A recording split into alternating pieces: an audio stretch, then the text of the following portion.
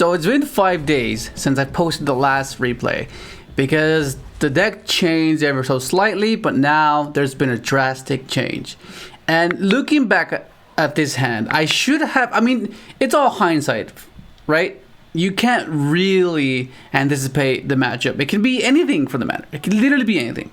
But seeing how prevalent the best deck is, it's the best deck for a reason. People are going to play it. They're going to gravitate towards it because it's the best deck. The best chance of winning. Winning's fun. Winning's good. So, with that in mind, I should have played around it. But I just didn't. So, I fall into the Havness trap. And now he can mill and start playing. He gives him so many more options. He gets a Caldo, which interacts with my deck perfectly, which is really annoying. All this could have been avoided. All of this could have been avoided.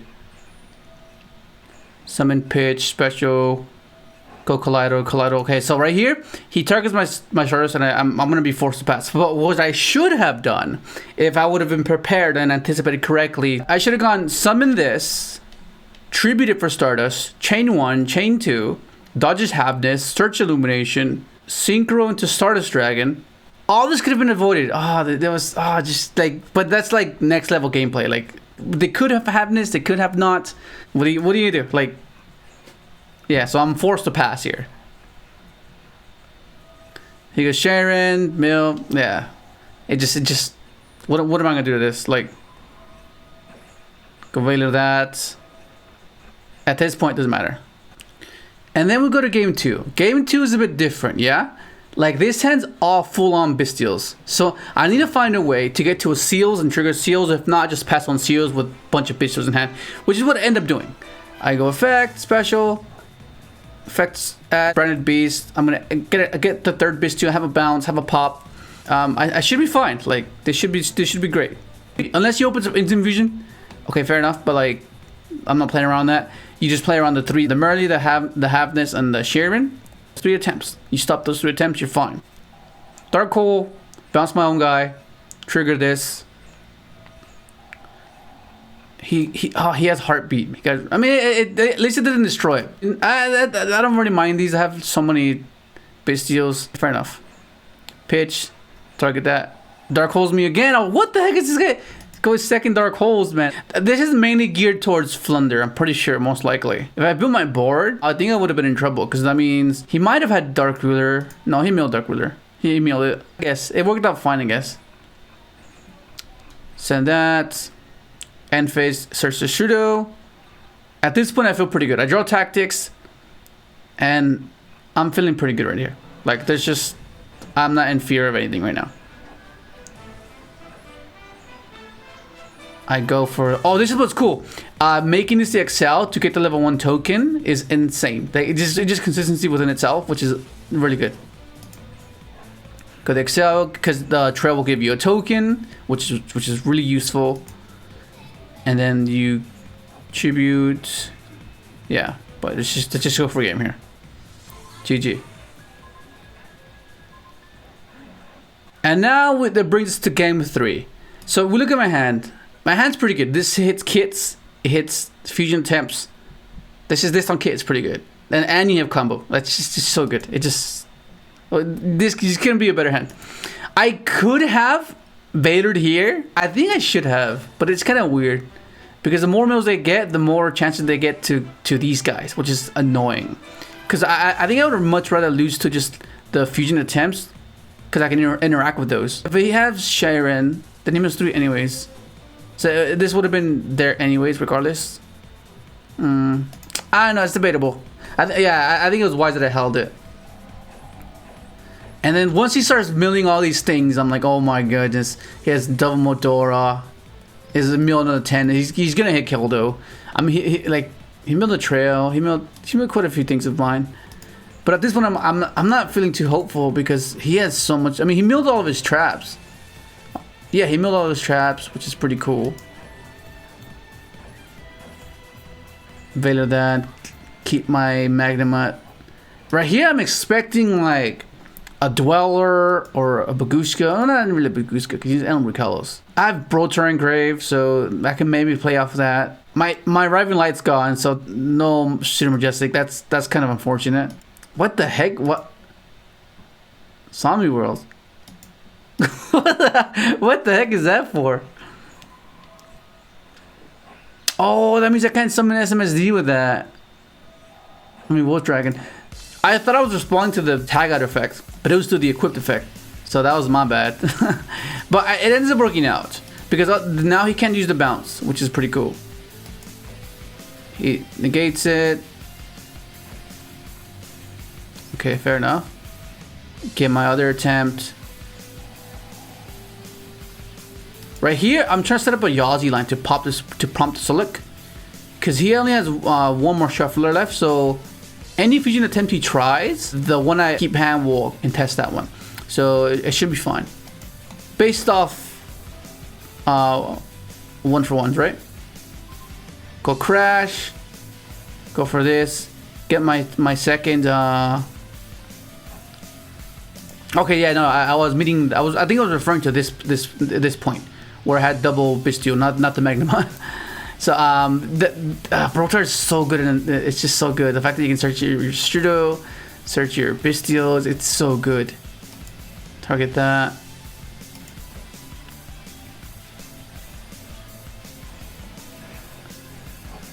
For Yazi pop, effect. It was just a cosmic. Like, why would he put it? I guess it's getting it, but nah, dude, like you just wouldn't do that. Like, well, I'm confused on the siding. Like, why would he side Zombie World? Why would he side this? Like, it's a bit weird. I mean, I guess you can't special summon Will's Dragon because Will's Dragon requires you to have a level 8 or higher dragon. Like, I mean, you can still summon it, but like you won't be able to make SMSD. So I guess it hindered me that way, but I'm not sure if he wasn't intending to do so in that way. So I don't know. So then I go for this. Just banish this guy right away. Just clear his board. Effect special. Right here, I feel so secure right here. He top decks freaking this guy. Like, what the hell? As well. Effect, just get it out of the way. Special. I was confused why he didn't. Oh, he couldn't have. He had no more shufflers. That's fair. Okay. Yeah, just get this out of the way right away. I was hoping to draw another Bistio here, but it just didn't happen. Summons that. What does it do? He's gonna go for a Zeus line. Oh no, I think this was a bit it's a bit weird. I think it was inevitable. Because even if he did go Zeus, attack, Zeus blow up everything, I still have, like, he would have nothing left. At least this way it kind of forces me, but there's no way. There's just no way. It was a lose-lose situation, I think. Yeah, it just didn't matter. So the list has changed drastically. Right away, you notice there's no Chaos Space, there's no Levineer, there's no Baby Dragons. And the more I was playing the deck, the more I started to notice that what they provided wasn't what I needed. And I needed this. I needed to open this as consistent as possible because the issue was not going second. Going second was fine.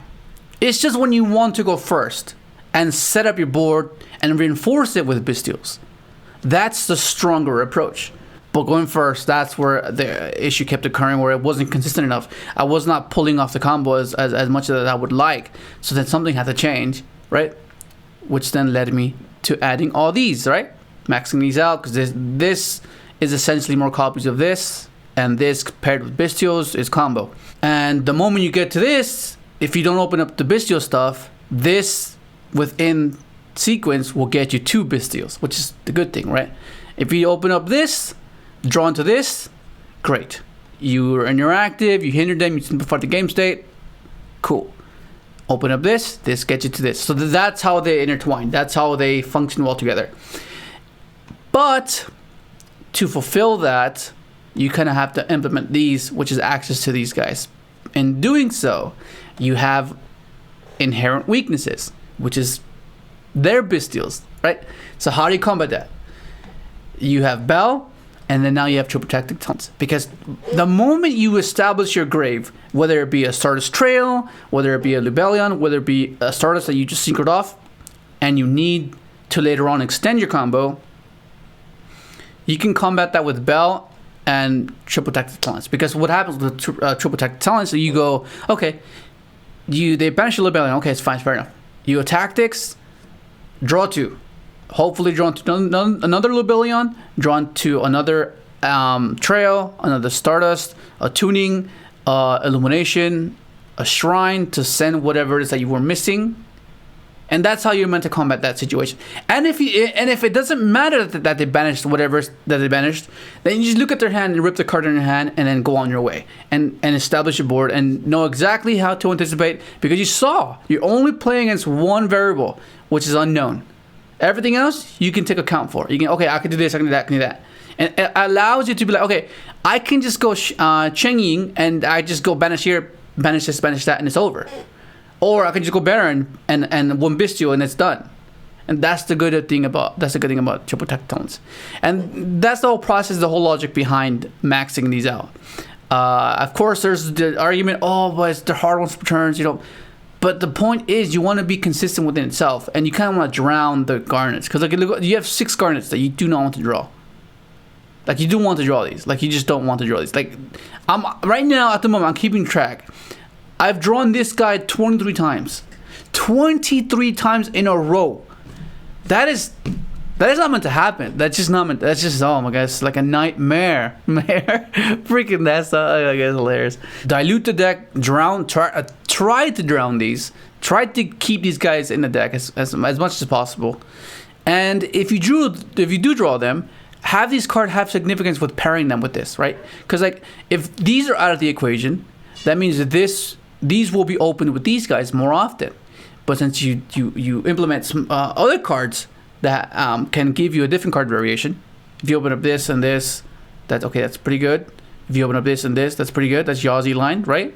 Compared to opening up this and this. It's an example, so you can kind of depict of what I'm trying to say. But yeah, I've been liking it so far. It's been pretty good. And I'm going to keep testing it because it's a lot of fun.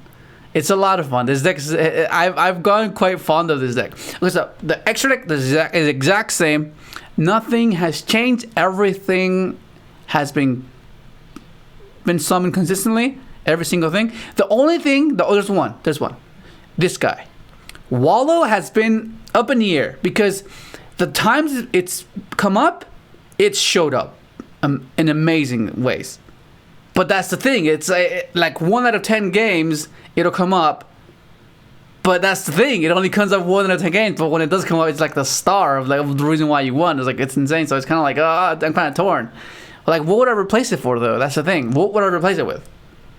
I have no clue. I come with Punisher. I could play Savage Dragon. Savage has been coming up quite often. Another 8, and Omni Negate. Apart from making Draco Berserker or Omega, right? Or making a Stardust. I might try the next testing session. Take out this, put Savage. See how that goes. Because I think it might actually do quite well. Because a lot of the time you end up tributing your seals for your combos.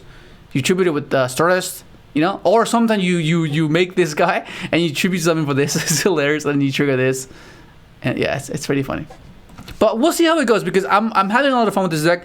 Go ahead and try it out.